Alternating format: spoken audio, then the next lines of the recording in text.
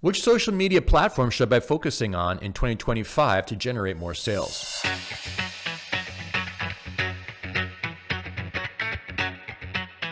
It's Peter Chabris with Lockbox, where we're crushing commissions and generating cash flow. And I want to answer that question for you right after you click on that subscribe button below or sign up for our newsletter. So the question is, which social media platform should you focus on to grow your business in 2025? The answer is simple. It depends.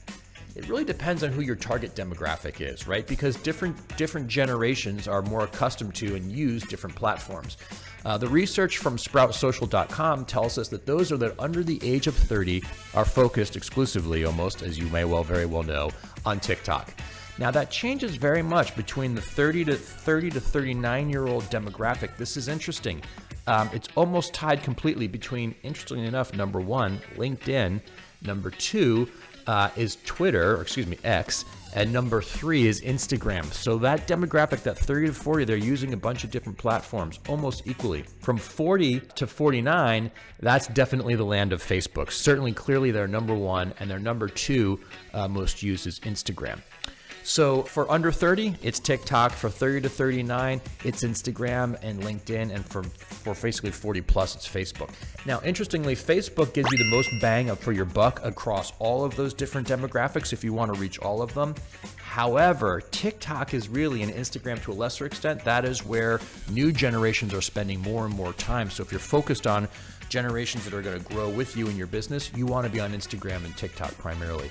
Interesting to note, Sprout Social did not include YouTube as a social media channel, but if you do factor in YouTube as a destination for people to consume content, YouTube actually winds up being the number two most used social media platform, with the second most engagement, second only to, as you may well have guessed, TikTok. So let me tie all this all up for you. If you're focused on younger consumers and you want to grow with them, it's Instagram and TikTok. If you're focused on consumers that are a little bit older, you probably want to be doing Facebook primarily, YouTube secondarily, and then possibly Instagram. I do want to give a side note. YouTube is more of an educational forum where you can teach people things and attract them to you as a subject matter expert, whereas those other platforms are really about getting to know you as a person. So another part of your strategy is, how am I trying to connect with my consumers? Am I trying to connect with them as an educator or as a friend? So that's a scoop. Hope it was helpful. I'll see you in a week.